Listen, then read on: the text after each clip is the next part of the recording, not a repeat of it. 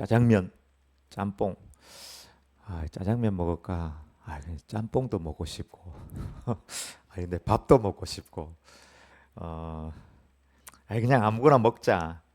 어, 한 가지를 결정할 때 오랜 시간이 걸리는 사람을 좋게 표현하면 신중하다 이렇게 표현할 수가 있겠지만, 또 좀 나쁘게 표현하면 우유부단하다 혹은 결정 장애가 있다 이렇게 말할 수 있을 것입니다. 두 친구가 영화를 보러 갔는데 어떤 영화를 볼까? 무슨 영화를 볼까? 코미디를 볼까? 액션을 볼까? 역시 남자는 액션이지. 액션을 보자. 좋다. 액션 보자. 근데 코미디도 이번에 나온 코미디도 보면 후회할 것 같은데, 그럼 뭐 둘 다 보지 뭐. 둘 다? 그럼 뭘 먼저 보지? 코미디를 먼저 볼까? 액션을 먼저 볼까? 다시 원점으로 돌아가서 코미디를 먼저 볼 것이냐? 액션을 먼저 볼 것이냐?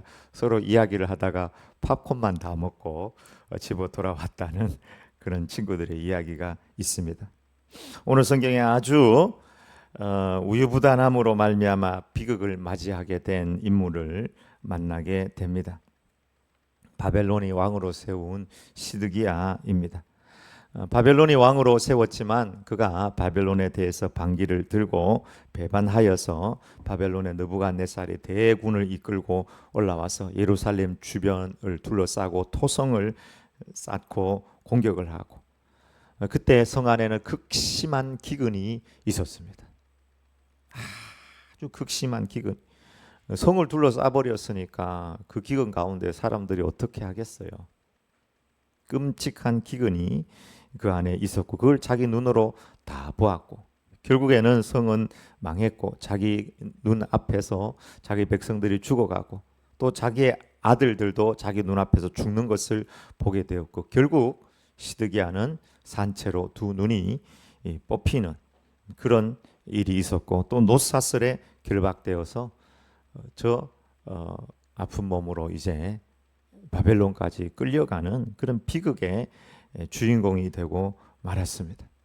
성경에 이렇게 비극을 당한 왕이 있을까? 왕인데 그 나라가 망하고 그 백성이 굶어 죽고 자기 앞에서 자기 아들들이 죽고 자기의 눈은 뽑히고 자기는 결박을 당하여서 바벨론까지 끌려가는 이런 비참한 사람이 또 있을까? 눈이 뽑힌 사람이 또 있죠. 삼손이 자기가 힘을 가졌었지만 하나님 말씀에 순종하지 못해서 눈이 뽑힌 사람이 있습니다. 사사가 있습니다. 그러나 이 시드기야 왕처럼 그렇게 비극은 아니죠. 자기 자식이 자기 앞에서 죽는다든지 그런 일은 없었습니다. 가장 비극의 삶을 살았던 사람을 한 사람 뽑으라고 하면 시드기야가 첫 번째, 두 번째 해당하지 않을까. 가룟 유다하고 거의 맞먹는 그런 위치가 아닐까 이런 생각을 해봅니다. 왜 이런 결과를, 시드기야는 왕이었는데 노예보다 못한, 망해도 이렇게 망할 수 없는 그런 인생으로 살았을까 이런 생각을 해봅니다. 첫 번째는 사람의 눈치를 보다가 결국 비극을 맞이하였습니다. 오늘 본문은 아니지만 예레미야 38장 17절에서 19절을 한번 다 같이 읽어보도록 하겠습니다. 예레미야가 시드기야에게 이르되 만군의 하나님이신 이스라엘의 하나님 여호와께서 이와 같이 말씀하시되 내가 만일 바벨론 왕의 고관들에게 항복하면 내 생명이 살겠고 이 성이 불사름을 당하지 아니하겠고 너와 내 가족이 살려니와 내가 만일 나가서 바벨론의 왕 고관들에게 항복하지 아니하면 이 성이 갈대아 손에 넘어가리니 그들이 이 성을 불살할 것이며 너는 그들의 손에 벗어나지 못하리라 하셨나이다. 시드기야 왕이 예레미야에게 이르되 나는 갈대아인에게 항복한 유다인을 두려워하노라. 염려하건대 갈대아인이 나를 그들의 손에 넘기면 그들이 나를 조롱할까 하노라 하는지라. 하나님은 예레미야 선지자를 통해서 예레미야 전체가 거의 보면은 항복하라는 이야기예요. 계속 말을 합니다. 항복하라. 항복하면 산다라고 분명하게 하나님의 음성을 시드기야 왕에게 전하였습니다. 근데 이 19절을 보면 시드기야 왕이 예레미야에게 이르되 나는 갈대아인에게 항복한 유다인을 두려워하노라. 염려하건대 갈대아인이 나를 그들의 손에 넘기면 그들이 나를 조롱할까 하노라 하는지라. 이미 바벨론에 항복하고 또 저항하다가 사로잡힌 민족주의자들도 있어서 그들의 비난과 조롱, 그것이 너무 눈치가 보였어요. 항복한 사람들이 친바벨론 사람 혹은 또 반대로 저항하다 잡힌 그 사람들에 대한 두려움이 그의 마음속에 있었습니다. 그래서 이 사람 눈치를 보면서 하나님의 말씀을 저버린 대가가 너무 비참해요. 너무 비참한 거예요. 시드기야 마음에 세 가지 두려움이 있었다고 생각이 듭니다. 첫 번째는 자신의 평가에 대한 두려움입니다. 조롱. 저 사람들이 나를 조롱할 거다. 샤르트르는 실존주의 철학자인데요. 실존주의 철학자들이 인간 안에 있는 어떤 두려움을 이야기할 때 타인의 시선으로부터 느끼는 소외감과 불안에 대한 두려움이 인간 실존 안에 있다고 이야기했습니다. 타인의 시선과 말에 의해서 내가 정의되고 내가 발견되는 과정에서 느끼는 소외감과 불안감이 인간에게는 있다는 거예요. 다른 사람의 말, 다른 사람의 시선. 그래서 다른 사람의 말, 다른 사람의 시선을 극복해야 된다라는 말들이 요즘에 많이 나오잖아요. 근데 이미 실존주의 철학자들이 인간 안에 있는 두려움, 불안 요소 중에 하나가 자꾸 타인의 말과 시선에 맞추면서 살아야 되는 그런 불안함과 두려움이 있다고 이야기했습니다. 시드기야는 타자의 시선과 말을 두려워하였습니다. 사탄이 자꾸 그렇게 우리를 공격을 하거든요. 다른 사람이 말을 하게 만들어요. 조롱하고 비난하고 없는 말을 만들고 거짓을 만들어가지고. 여러분 골리앗이 일어나가지고 이스라엘과 블레셋이 전쟁할 때 골리앗이 사람들을 막 죽였습니까? 아니죠. 말로 조롱하고 두렵게 했을 뿐이에요. 근데 그 말에 의해 가지고 그 덩치에 눌려 가지고 아무도 나가서 싸울 생각을 못했던 것입니다. 사람이 힘을 빼는 것은 실제로 와서 칼로 위협한다든지 누른다든지 막 찌른다든지 이게 아니라 조롱하는 말에 대한 두려움과 불안으로 인해서 나 자신 스스로가 쓰러지도록 만들게 하는 것이 사탄의 역사입니다. 타인의 말과 평가보다 중요한 것은 하나님의 음성인 줄 믿습니다. 예수님께서 세례 받을 때 또 변화산에서 기도할 때 하늘에서 들려왔던 똑같은 음성이 있습니다. 예수님을 향한 하나님의 음성이었습니다. 무엇입니까? 너는 내 사랑하는 아들이요 내가 너를 기뻐하노라.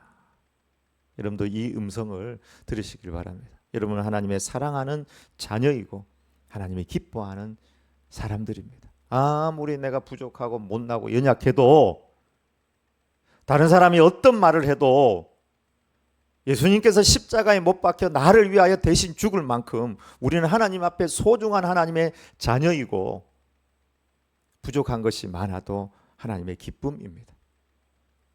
다른 사람들이 보기에는 저거밖에 안 되는데 그 부모가 기뻐할까? 부모의 염려거리가 아니냐?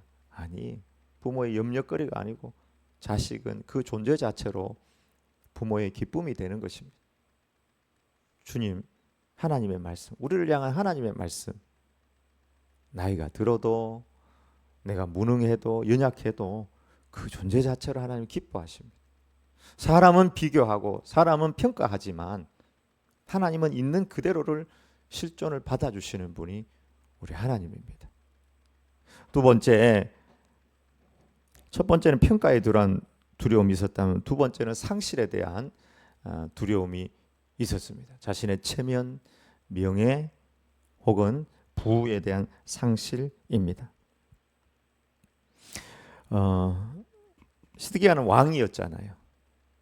왕의 권력을 가지고 있었고 부도 가지고 있었고 근데 그게 없었을 때는 괜찮았는데 소유하고 보니까 그 소유와 자기가 딱 하나인 것처럼 느껴진 것입니다. 그리고 그 소유에 얽매일 수밖에 없었습니다. 시드기야가 처음부터 왕은 아니었죠. 바벨론에 의해서 주어진 왕이었습니다. 우리가 욥의 고백을 기억할 필요가 있습니다. 그가 동방에서 가장 큰 부자 중에 한 사람이었지만 하루아침에 재산 쫄딱 망하고 자식들 다 죽고 몸도 그렇게 되면 사람이 정신이 없어지죠. 가정이 하루아침에 망하고 자식들 죽었는데 정신이 있겠습니까, 여러분?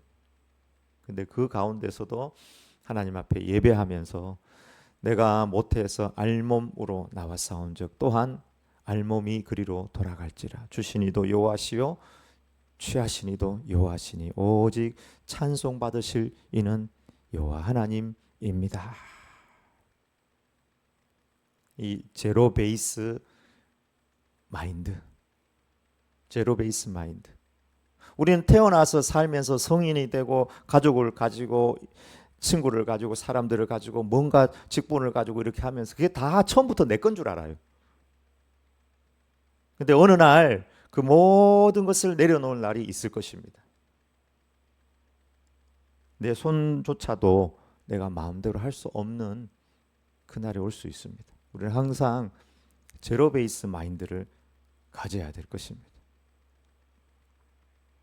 그래야 상실에 대한 두려움들을 이겨낼 수 있습니다. 세 번째, 시드기야 마음에 죽음에 대한 두려움이 있었습니다.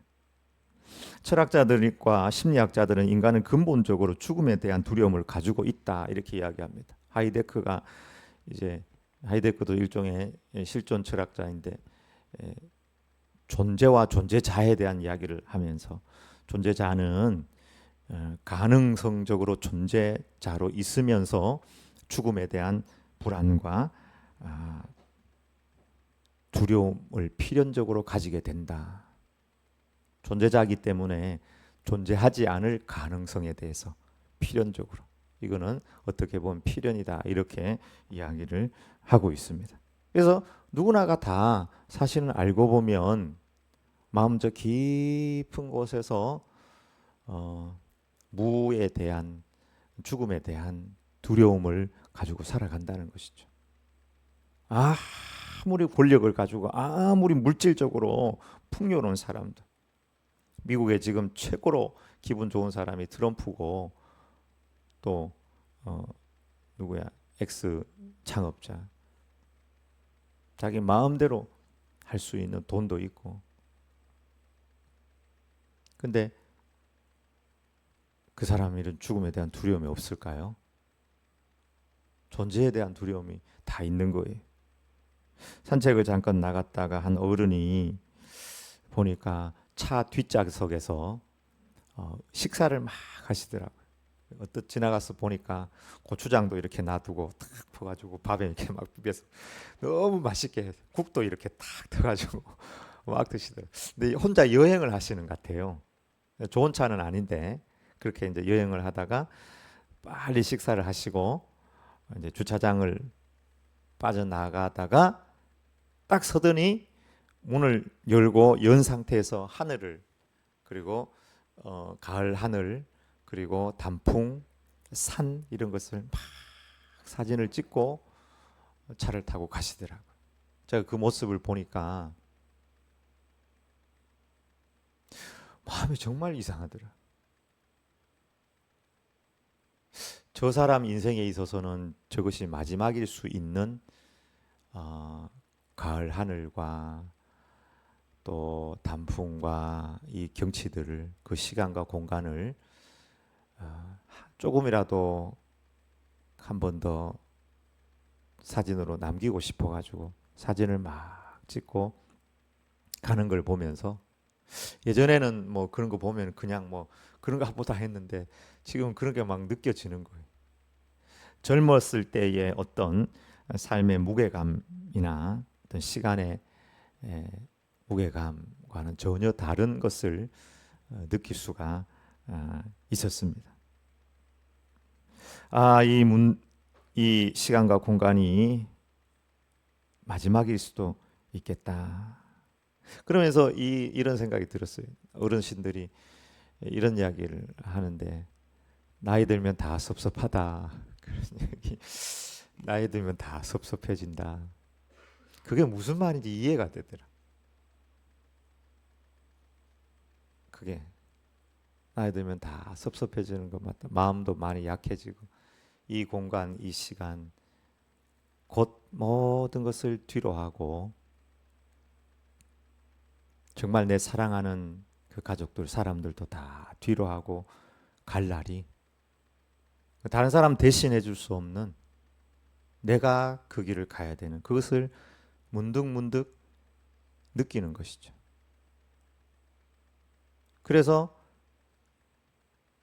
그게 찾아오면 우울하기도 하고 또 섭섭하기도 하고, 그게 마음에 이해가 되니까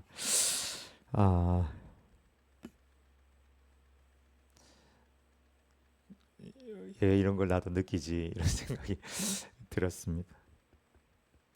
주님 우리에게 말씀하십니다. 나는 부활이요 생명이니 나를 믿는 자는 죽어도 살겠고 무릇 살아서 나를 믿는 자는 영원히 죽지 아니하리니 이것을 내가 믿느냐. 하나님께서 우리에게 주시는 마음은 두려워하는 마음이 아닙니다. 사랑과 능력과 근신하는 마음이라고 하였습니다. 우리가 부활의 주님을 바라본다면 나이 듦도 감사이고 축복이고, 죽음이라는 것도 하나의 계기로 우리가 어떤 문을 열고 천국으로 들어가는 시간인 줄 믿습니다. 이 시드기야 안에 있었던 이런 평가와 상실과 죽음에 대한 두려움으로 사람에게 묶이고 또 자신의 생각에 묶여서 잘못된 선택을 함으로 말미암아 시드기야는 비극을 맞이하였다고 볼 수 있습니다. 성경은 우리에게 이렇게 말하고 있습니다. 사람을 두려워하면 올무에 걸리게 되거니와 하나님을 의지하는 자는 안전하리라. 아멘. 여러분, 사람이 두렵습니까? 여호와를 의지하는 자가 안전하다고 말씀하고 있습니다. 폭풍치는 바다 한가운데 걸어오신 예수님,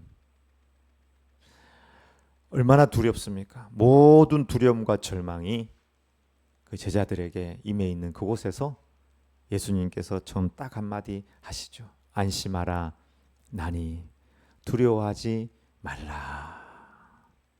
두려움 가운데, 불안 가운데, 미래가 보이지 않는 상황 가운데 처해 있는 분들이 계십니까?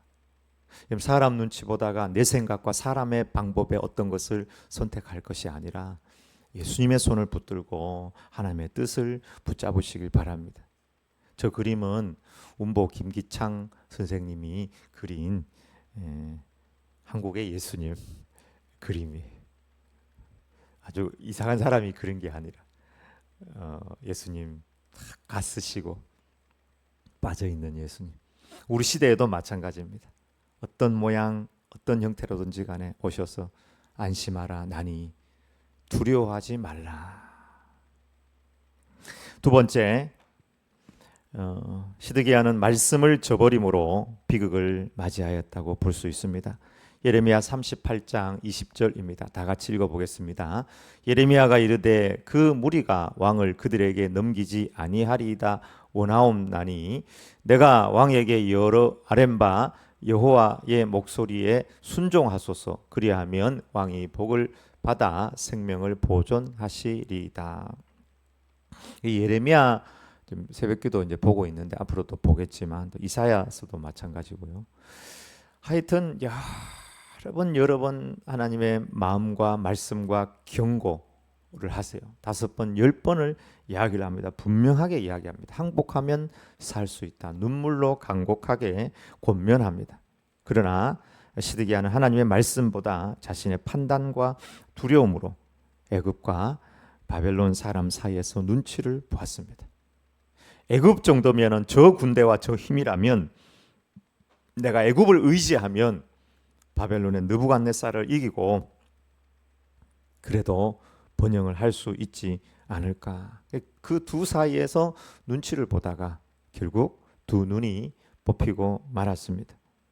이사야 31장 1절에서 3절에 하나님께서 이사야를 통해서 이렇게 말씀하셨습니다. 도움을 구하러 애굽으로 내려가는 자들은 화 있을진저 그들은 말을 의지하며 병거의 많음과 마병의 심히 강함을 의지하고 이스라엘의 거룩하신 이를 앙모하지 아니하며 여호와를 구하지 아니하나니 여호와께서도 지혜로우신즉 재앙을 내리실 것이라. 그의 말씀들을 변하게 하지 아니하시고 일어나사 악행하는 자들의 집을 치시며 행악을 돕는 자들을 치시리니 애굽은 사람이요 신이 아니며 그들의 말들은 육체요 영이 아니라 여호와께서 그의 손을 펴시면 돕는 자도 넘어지며 도움을 받는 자도 엎드려져서 다 함께 멸망하리라.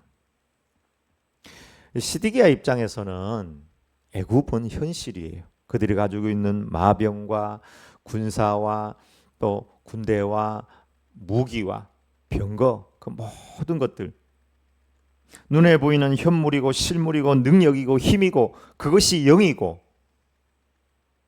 그것이 행복이고 현실이죠. 근데 그 현실을 너무 의지했어요. 그 현실은 물질일 수 있고 인맥일 수 있고 권력일 수 있고 그걸 의지하는 거예요.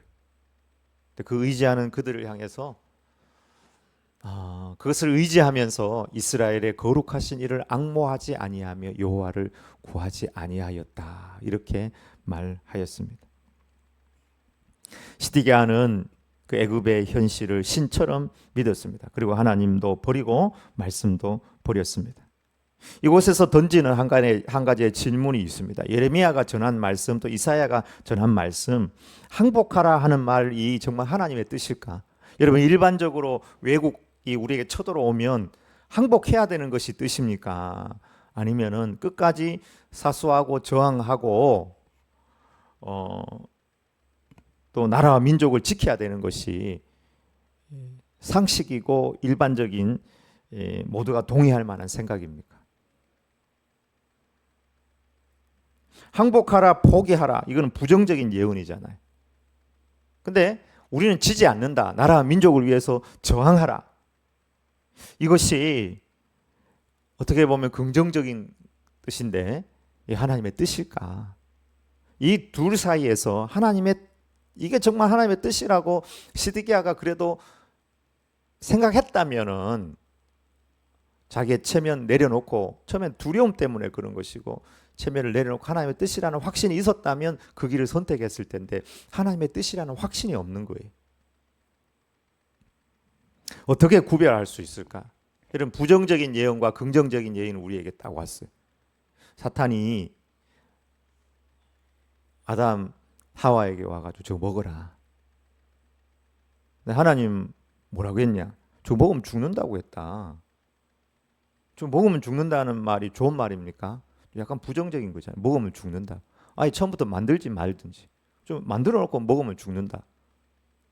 근데 마귀가 하는 이야기가 안 죽는다. 저거 먹으면 하나님 같이 된다. 어떤 말이 유혹이 되고 어떤 말이 또 긍정적이에요. 먹으면 하나님 같이 된다는데 어느 게 정말 더 좋은 의견으로 아담과 하와에게 다가왔을까요? 역시 사탄이 해준 말인 것이었죠. 부정적인 말보다 긍정적으로 받아들여지는 것이었어요. 선악과 먹으면 죽는다. 안 죽고 하나님처럼 된다. 이 상황에서 어떤 우리가 분별력을 가져야 될까요? 예레미야서도 보면은 여러 명이 나오는데요. 그 중에 대표적으로 긍정적인 예언을 한 사람이 있습니다. 그러니까 예레미야하고 반대되는 예언을 한 사람. 예레미야를 막 때리기도 하고요. 니만 하나님의 종이냐 하면서 그렇게 한 사람도 있습니다. 대표적인 예언자가 하나냐라는 사람인데 예레미야하고 이제 반대되는 예언자라고 할 수 있습니다. 예레미야 28장 11절인데요. 모든 백성 앞에서 하나냐가 말하여 이르되 여호와께서 이와 같이 말씀하시니라. 하나님께서 이야기 안 했거든요. 자기가 하나님 말씀을 전하는 것처럼 하는 거예요. 내가 2년 안에 모든 민족의 목에서 바벨론의 왕 느부갓네살의 멍에를 이와 같이 꺾어 버리리라 하셨느니라 하매 선지자 예레미야가 자기 길을 가니라. 그 이야기 듣고 아예 예레미야는 하나님께서 나에게 얼마나 이야기를 많이 했는데 자기 말로 2년 안에 바벨론 모든 민족 가운데서 다 떠나간다. 저런 거짓 예언을 한 것입니다. 여러분 이렇게 긍정의 예언과 혹은 좀 부정적인 예언이 올 때 어떻게 분별하면 좋을까요?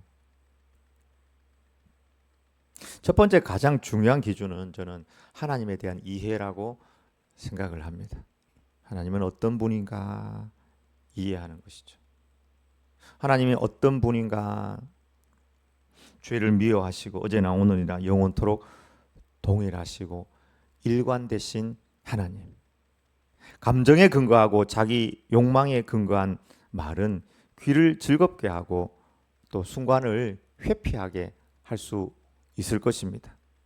그러나 하나님은 순간을 회피하게 하는 말을 하는 것이 아니라 우리를 구원의 길로 이끄는 생명의 말씀을 하십니다. 하나님은 어떤 분이시냐? 성경과 역사와 그 긴 시간 안에서 일관성을 찾으면 좋습니다. 심판하시는 하나님께서 수도 없이 선지자들을 보내서 죄를 회개하라.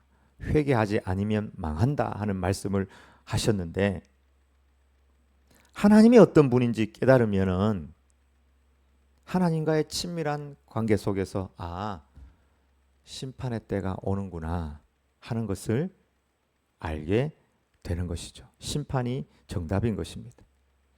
그리고 그 심판에서 살아나려면 부정적인 예언이기는 하지만 항복하는 것이 하나님의 뜻이고 그 항복 안에 하나님의 은혜가 있다는 사실을 발견하게 될 것입니다. 그래서 하나님의 뜻을 분별하는 데 있어서 가장 중요한 것은 하나님이 어떤 분이신가, 어떤 마음을 가지시고 있는 분인가 하는 하나님에 대한 이해가 가장 중요하다고 생각을 해요. 그렇게 하려면 하나님과 친밀해 될 것입니다. 아브라함이 하나님과 동행하다가 하나님께서 이런 이야기를 하시죠. 밑도 끝도 없이 네 아들 이삭을 바치라. 한 15살 됐는지 얼마나 예뻐요. 그 예쁜 아들을 잡아가지고 번제로 바치라. 이게 하나님 뜻입니까? 귀신의 한 이야기입니까? 하나님이 나처럼 이렇게 흰 옷을 입고 와가지고 아브라함아 네 아들 번제로 바쳐라. 껍질을 벗기고 죽여가지고 피 다 쏟아내고 내장 빼고 살을 저며가지고 나한테 바쳐라. 그러면은 모르겠는데 보이지 않는 하나님께서 아브라함에게 그렇게 말씀하셨다고요. 근데 그게 어떻게 하나님의 뜻인지 아브라함은 알았을까요? 저는 성경을 보다가 그게 너무 궁금했어요. 그 귀신 이야기 아닙니까? 저한테 만약에 지금 그런 음성이 들린다면 여러분에게 얘기해도 그건 귀신이 여러분한테 목사님한테 한 얘기입니다. 그건 절대로 하나님 선하신 하나님께서 그렇게 하지 않을 것입니다. 이렇게 얘기할 거예요. 근데 아브라함은 순종했거든. 그게 어디 있느냐? 하나님과의 친밀함, 하나님과 동행하는 삶. 예수님은 하나님과 친밀하셨습니다. 조금 이따가 이야기하겠지만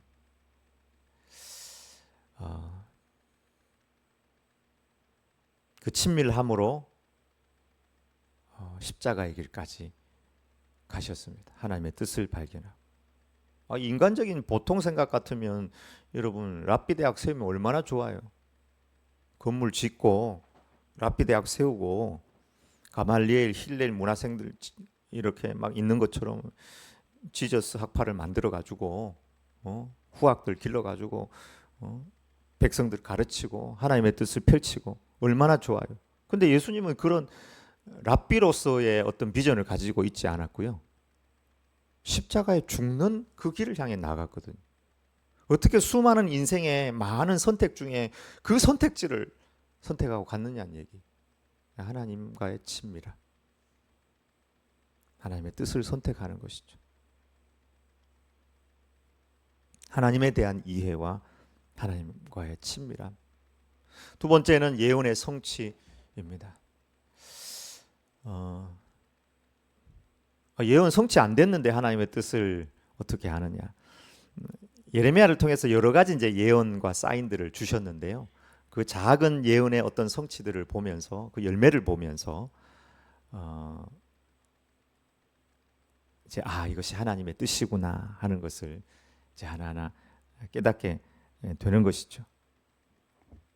이미 시드기야가 예루살렘 포위당하고 망할 그 시점에 이것이 하나님의 뜻이었구나 그는 깨닫게 되었을 것이라고 생각을 합니다. 또 이후에 70년 이후에 다시 고토로 돌아올 것이라 하는 이 하나님의 말씀도 성취될 것이죠. 왜? 예레미야가 예언한 그 망할 것이라는 그것이 그에게 성취되었기 때문에 그렇습니다. 예레미야 25장 11절에서 12절에 보면 이 온 땅이 황폐하고 놀랄 것이며 이 민족들은 바벨론 왕의 70년 동안 포로가 되리라. 그러나 70년이 차면 내가 바벨론 왕과 그 민족을 벌하고 그 땅을 영원히 황폐하게 하리라. 지금 국외적으로는 미국을 비롯해 열강들이 자국 우선주의 정책을 펼치고 국내적으로는 첨예한 정치적 대립과 여러 가지 어려운 상황 속에서 말이 많아요. 법도 있고 사상도 있고 의견도 너무너무 많은 시대입니다. 그래서 의견과 지식과 법과 정보의 홍수의 시대로 살아가고 있습니다. 법도 계속 얼마나 많은 법들을 또 만들고 또 만들지인지 모릅니다.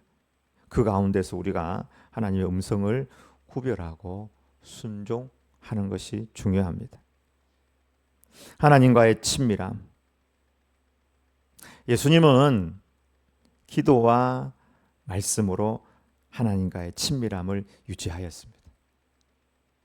예수님의 하나님과의 친밀함의 유지는 기도였습니다. 박한수 목사님 제가 설교를 한번 들어보니까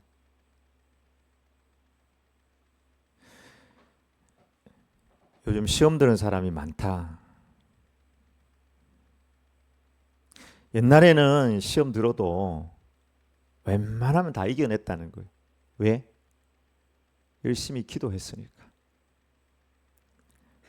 기도하면서 다 이겨냈는데 기도하지 않는 현대의 신자들은 조금만 건드리고 다 넘어져 버린다는 거예요. 기도를 안 하니까. 기도가 뭔지도 모르니까. 하나님 앞에 안 나가니까. 하나님의 뜻과 하나님의 음성에 대해서는 아무 생각도 없으니까. 울든지 죽이 되든지 밥이 되든지 하나님 앞에 나가 기도하면서 하나님과 해결을 해야 되는데 그게 없으니까 다 넘어진다는 거예요. 좀 공감이 되더라고요. 여러분, 기도 말씀 묵상은 예수님께서 하나님과 가장 가까이 하는 방법이 다른 길이 없습니다. 또 하나는 성령님을 의지하여 순종하는 것이 말씀을 확인하는 방법입니다. 순종이 없으면 하나님과 가까워질 수가 없습니다. 반드시 순종이 필요합니다. 그것이 봉사이든지 섬김이든지 전도이든지 구제든지 무엇을 하든지 정말 순종할 때 하나님과 가까이 나아가고 하나님의 뜻을 확인할 수 있습니다. 내가 이르노니 너희는 성령을 따라 행하라. 그리하면 육체의 욕심을 이루지 아니하리라. 육체의 욕심, 자기 생각, 자기 판단 내려놓지 않으면 결국에는 육체로 인한 열매밖에 못 맺는다는 것이죠. 여러분, 광야길을 갈 때에도 광야길에서 꼭 하나님의 음성을 붙잡고 들으시길 바랍니다. 그래야지 하나님의 뜻이 이루어지고 하나님의 복이 우리 가운데 임합니다. 히즈윌 보컬로 있는 김동욱 집사님, 김동욱 학창 시절에 성령 체험을 했더라고요. 간증 새롭게 하소서 들어보면 나오거든요. 간증. 진짜로 지난번에 제가 찬양대 그 이야기 했던 것처럼 그런 비슷한 체험을 했더라고요. 불이 자기에게 임하고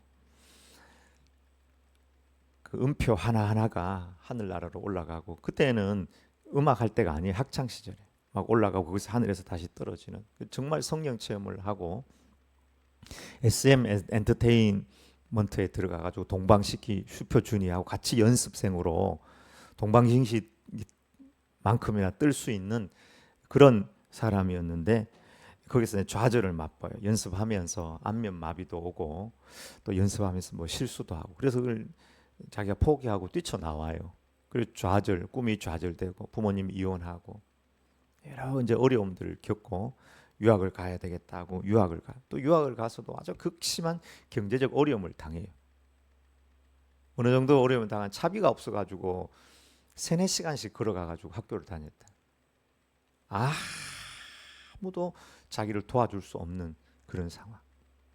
그래도 학비도 못 내고, 근데 그 길 가운데서도 어떻게 정말 그 재정을 나중에 학교에 이야기해가지고 장학금으로 이렇게 할 수 있는 길들이 열려지고, 근데 35살에 돌아와서 이 광야를 지나며라는 곡을, 이분이 이제 쓴 곡은 아닌데요, 만나서 그 곡을 부르면서 이 사람이 자기 인생이 딱 정리가 되고, 내 인생이 이랬다 하는 것을 자기가 깨닫게 됐다는 것이죠. 그래서 제가 광야라는 곡을, 광야를 지나며라는 곡을 들어보니까 다 마음에 와닿더라고요. 제가 오늘 다 지나고 저녁에 카톡방에 올려놓을 테니까 여러분 한번 꼭 들어보았으면 좋을 것 같습니다. 왜 나를 깊은 어둠 속에 홀로 두시는지, 어두운 밤은 왜 그리 길었는지, 나를 고독하게, 나를 낮아지게, 세상 어디도 기댈 곳이 없게 하셨네. 광야에 서 있네. 주님만 내 도움이 되시고, 주님만 내 빛이 되시는, 주님만 내 친구 되시는 광야. 성령이 내 영을 새롭게 하는 곳 광야에 서 있네. 내 자아가 산산이 깨지고 높아지려 했던 내 꿈도 주님 앞에 내려놓고, 오직 주의 뜻만 이루어지기를, 나를 통해 주님만 드러나기를, 광야를 지나며. 네, 이분이 쓴 작사 작곡은 아닌데 정말 이분의 인생을 담은 것 같고, 우리도 마찬가지라고 생각을 합니다. 진짜 광야를 만나면 아무도 우리를 잡아줄 사람이 없고 주님밖에 없어요. 그곳에서 주님은 우리에게 하나님의 뜻을 계시를 하세요. 근데 우리는 자꾸 다른 애국을 붙들고 현실에 붙들고 마병을 붙들고 다른 걸 붙들려고 하거든. 두려워서.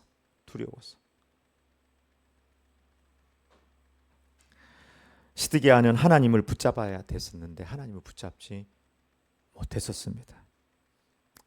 우리도 마찬가지라고 생각합니다. 자꾸 내 앞에 있는 진짜 내 손에 잡히는 그거를 붙잡으려고 하거든. 그럼 주님께서 다시 광야로 가자 그럴지도 모릅니다. 여러분, 광야에 계신 분들이 계십니까? 아니면 어려운 가운데 있는 분들이 계십니까?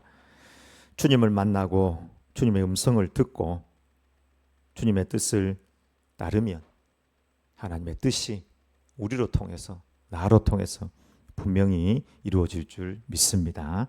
아멘. 기도하겠습니다.